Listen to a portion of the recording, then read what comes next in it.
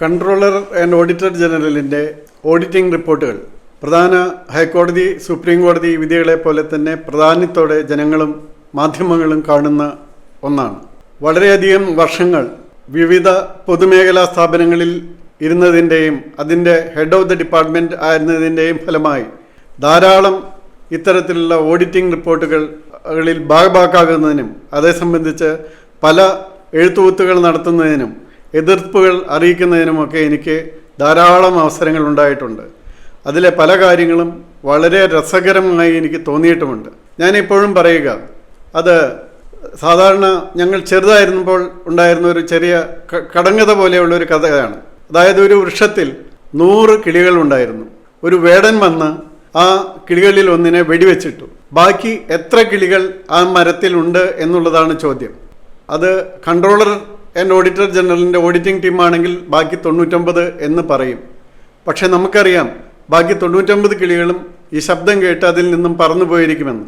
ഇതുപോലെ തന്നെയുള്ളൊരു കാര്യമാണ് ഇപ്പോൾ ഇന്ത്യൻ ക്രിക്കറ്റ് ടീം ഒരു 2020 ഗെയിം പാകിസ്ഥാനുമായിട്ട് കളിക്കുന്നു എന്ന് വെച്ച്. അപ്പോൾ ഇന്ത്യൻ ടീം ആദ്യം കളിച്ചു 210 റൺസ് നേടി. അതിനുശേഷം പാകിസ്ഥാൻ കളിച്ചു. പാകിസ്ഥാൻ ബാറ്റ് ചെയ്ത് 180 റൺസ് നേടി. 30 റൺസിന് ഇന്ത്യ ജയിക്കുകയാണ് ഉണ്ടായത്. എല്ലാവരും ആഘോഷിക്കുന്നു. അത് ഒരു ഓഡിറ്റിങ്ങിന് കൊടുത്താൽ കിട്ടാവുന്ന അതിൻ്റെ ഓഡിറ്റിംഗ് റിസൾട്ട് എന്തായിരിക്കുമെന്ന് ഞാൻ പറഞ്ഞാൽ നിങ്ങൾക്ക് അത്ഭുതം തോന്നും. അത് പറയും. അതായത്, ഒരു പന്തിൽ പരമാവധി കിട്ടാവുന്നത് 6 റൺസാണ്. അങ്ങനെ 120 പന്തിൽ കിട്ടാവുന്നത് 720 റൺസാണ്. ആ 720 റൺസ് അത് നോ ബോളും വൈഡും ഒന്നും ഇല്ലാതെ തന്നെയുള്ള കാര്യമാണ് ഞാൻ പറയുന്നത്. അങ്ങനെ 720 റൺസ് കിട്ടേണ്ട സ്ഥാനത്ത് 210 റൺസ് മാത്രം എടുത്ത ഇന്ത്യൻ ടീം വളരെ മോശം എന്നേ ഓഡിറ്റിംഗ് പറയാൻ പറ്റുള്ളൂ. അതുപോലെ തന്നെ ഒരു ബോളിൽ ഒരു വിക്കറ്റ് വേണമെങ്കിൽ വീഴ്ത്താമായിരുന്നു. അങ്ങനെയാണെങ്കിൽ പാകിസ്ഥാനെ 10 ബോളിൽ 10 വിക്കറ്റ് വീഴ്ത്തി പാകിസ്ഥാനെ തോൽപ്പിക്കേണ്ടതായിരുന്നു. അപ്പോൾ നമ്മൾ ആഘോഷിക്കുന്ന വിജയം ഒരു ഓഡിറ്റിങ്ങിന് വിധേയമാക്കുകയാണെങ്കിൽ പലപ്പോഴും ആ രീതിയിലല്ല ആഘോഷിക്കപ്പെടുക എന്നുള്ളതാണ്. ഇപ്പോൾ ഞാൻ കേരള സ്റ്റേറ്റ് ബിവറേജസ് കോർപ്പറേഷനിൽ MD ആയിട്ട് വന്നപ്പോൾ അവിടെ ഒരു ഓഡിറ്റ് റിപ്പോർട്ട് വന്ന് കിടക്കുന്നു. അതിൽ പറഞ്ഞിരിക്കുന്നത് ആറ്റിങ്ങിലുണ്ടായിരുന്ന ഞങ്ങളുടെ ഗോഡൗണിയാണ്. ആ ഗോഡൗണിൽ ഓഡിറ്റിംഗ് ടീം പരിശോധിച്ച സമയം അതിലെ പകുതി സ്ഥലം വെറുതെ കിടക്കുകയായിരുന്നു. അത് വെച്ച് മറ്റ് 13 സ്ഥലങ്ങളും കൂടി അവർ കണക്കാക്കി ആകെ ആയിരക്കണക്കിന് സ്ക്വയർ ഫീറ്റ് സ്ഥലം വെറുതെ ഇട്ടിരിക്കുന്നു. അതിൻ്റെ പേരിൽ കോടിക്കണക്കിന് രൂപയുടെ നഷ്ടം വന്നിരിക്കുന്നു എന്നാണ് ഓഡിറ്റിംഗ് റിപ്പോർട്ട് പറഞ്ഞത്. അപ്പോൾ ഞാൻ പറഞ്ഞു, നമ്മൾക്ക് ഇങ്ങനെയുള്ള ഗോഡൗണുകൾ എടുക്കുന്നത് വർഷങ്ങളിലേക്കും നിരവധി വർഷങ്ങളിലേക്കുമാണ്. അല്ലാതെ ആഴ്ചകളിലേക്കോ മാസങ്ങളിലേക്കോ അത്യാവശ്യമുള്ളപ്പോഴോ എടുക്കാൻ പറ്റില്ല. അത് വർഷങ്ങളിലേക്ക് മാത്രമായിട്ടേ എടുക്കാൻ പറ്റുള്ളൂ. അങ്ങനെ എടുക്കുന്ന സമയത്ത് നമ്മൾ എടുക്കുന്നത് എപ്പോഴാണ് നമുക്ക് അതിൻ്റെ പരമാവധി ഉപയോഗം ആവശ്യം വരുന്നത്, ആ ആവശ്യം വരുന്ന കാര്യത്തിൽ മുഴുവൻ കൊള്ളുന്ന വിധത്തിലായിരിക്കണം. ഇപ്പോൾ സാധാരണ beverages corporation Onam, Vishu, Christmas, Easter, new year ഇതുപോലെയുള്ള സന്ദർഭങ്ങളിൽ വളരെയധികം മദ്യം സ്റ്റോക്ക് ചെയ്യേണ്ട ആവശ്യമുണ്ടാകും. അപ്പോൾ അതിൻ്റെ പരമാവധി വെച്ചാണ് നമ്മൾ സ്ഥലമെടുക്കുന്നത്. അതല്ലാതെ തൽക്കാലത്തേക്ക് മറ്റ് സ്ഥലങ്ങളിൽ അത്ര ആവശ്യമില്ല എന്ന് വെച്ച് കുറച്ച് സ്ഥലമായിട്ട് എടുക്കാൻ പറ്റില്ല. അതിനൊരു ഉദാഹരണവും ഞാൻ കൊടുത്തു. ഇപ്പോൾ ഒരു പുഴയുടെ ആഴം ശരാശരി 4 അടി മാത്രം. 6 അടി ഉയരമുള്ള ഒരാൾ ആ പുഴ ക്രോസ് ചെയ്യുന്നു. കാരണം ശരാശരി കൊടുത്തിരിക്കുന്നത് 4 അടി ആഴമാണ് പറയുന്നത്. പക്ഷേ ചില സ്ഥലത്ത് ആ പുഴയ്ക്ക് 8 അടിയും 10 അടിയും ആഴം ഉണ്ടാകും. ചില സ്ഥലത്ത് 2 അടി ആഴമേ ഉണ്ടാവുള്ളൂ. ആ ആൾ ആ പുഴ ക്രോസ് ചെയ്യുകയാണെങ്കിൽ തീർച്ചയായിട്ടും നീന്തലറിയാതെ ആ പുഴയിൽ മുങ്ങി മരിക്കും. ഇതായിരിക്കും KSBCയുടെയും ഗതി എന്ന് ഞാൻ എഴുതി തിരിച്ചു കൊടുത്തപ്പോൾ അവർക്ക് ഉത്തരം പറയാനൊന്നുമില്ലായിരുന്നു. ഇതുപോലെ മറ്റൊന്നായിരുന്നു ഞാൻ KSRTCയിൽ ഉണ്ടായിരുന്നപ്പോൾ. അപ്പോൾ KSRTCയിൽ സാധാരണ എന്ത് സംഭവിക്കുന്നു എന്ന് വെച്ചാൽ, KSRTC 146 കോടി രൂപ കടമെടുത്ത് ക്രെഡിറ്റിൽ IOCയിൽ നിന്നും ഡീസൽ അടിച്ചിരുന്നു. അതുകൊണ്ട് KSRTCക്ക് വാസ്തവത്തിൽ ഒറ്റ പൈസ പോലും കൺസെഷൻ തരാൻ IOCക്ക് ബാധ്യത ഇല്ലാതിരിക്കുകയാണ്. അങ്ങനെ ബാധ്യത ഇല്ലാതിരിക്കെ IOCയോട് ഞാൻ പ്രത്യേകം സംസാരിച്ച് 1 ലിറ്ററിന് 50 പൈസ വെച്ച് കൺസെഷൻ വാങ്ങിച്ചുകൊണ്ടിരുന്നു.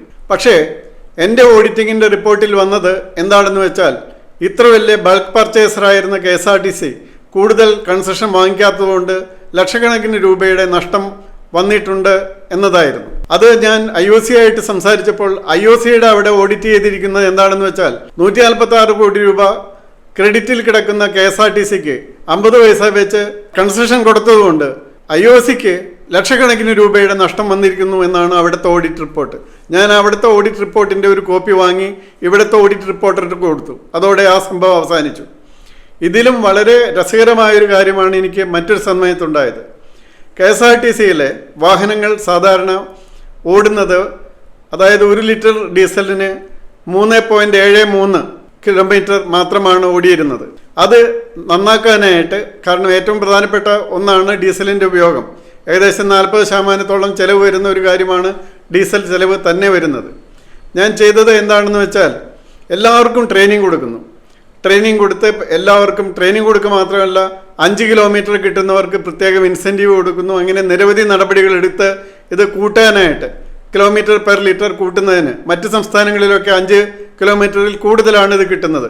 അങ്ങനെയാണെങ്കിൽ തന്നെ വലിയൊരു തുക നമുക്ക് ലാഭിക്കാൻ സാധിക്കും. അങ്ങനെ ഈ 3.73 കിലോമീറ്റർ കിട്ടിയിരുന്ന അത് ഈ ട്രെയിനിങ് എല്ലാം കൊടുത്ത് 4.29 കിലോമീറ്ററായി. അങ്ങനെ ലക്ഷക്കണക്കിന് രൂപയുടെ ലാഭം KSRTCക്ക് ഉണ്ടായി. പക്ഷേ ഓഡിറ്റിംഗ് റിപ്പോർട്ട് വന്നപ്പോൾ ഞാൻ അത്ഭുതപ്പെട്ടല്ല, നിരാശപ്പെടുകയാണ് ചെയ്തത്. അതിലെഴുതിയിരിക്കുന്നു, ഞാൻ KSRTCക്ക് കോടിക്കണക്കിന് രൂപയുടെ നഷ്ടം ഈ വകയിൽ വരുത്തിയിരിക്കുന്നു എന്നാണ്. അതിൻ്റെ കാരണം നോക്കിയപ്പോഴാണ് കണ്ടത്, ഞാൻ 4.5 കിലോമീറ്റർ ലക്ഷ്യം വെച്ചു. ആ ലക്ഷ്യം വെച്ചിട്ടാണ് ഇത് നടത്തിയത്. 4.5 കിലോമീറ്ററിന് പകരം അത് 4.29 കിലോമീറ്റർ, അതായത് 0.21 കിലോമീറ്റർ കുറച്ചേ ലക്ഷ്യത്തിലേക്ക് എത്തിയുള്ളൂ. ആ ലക്ഷ്യം എത്താത്തത് കൊണ്ട് എനിക്ക് വന്ന നഷ്ടമാണ് കോടിക്കണക്കിന് രൂപ. അപ്പം ഞാൻ എന്ത് ചെയ്തു? ഞാൻ പറഞ്ഞു, അങ്ങനെയാണെങ്കിൽ ഞാൻ ഉദ്ദേശിച്ചത് ഒരു 5.5 കിലോമീറ്റർ ലക്ഷ്യം വെച്ചിരുന്നെങ്കിൽ എത്ര കോടി രൂപയുടെ നഷ്ടം കൂടി എനിക്ക് വരുത്താമായിരുന്നു. അപ്പോൾ അതുകൊണ്ട് ഈ രീതിയിൽ ഓഡിറ്റിംഗ് നടത്തുന്ന പല സന്ദർഭങ്ങളുമുണ്ട്.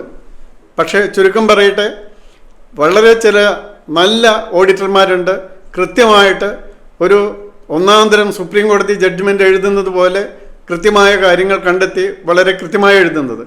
ഓഡിറ്റിങ്ങിനെ പറ്റി നമുക്കൊരു കാര്യം മനസ്സിലാക്കേണ്ടത്, അതൊരു പോസ്റ്റ്മോർട്ടമാണ്. അത് തുടങ്ങുന്ന സമയത്ത് അത് ആർക്കും അറിയില്ല.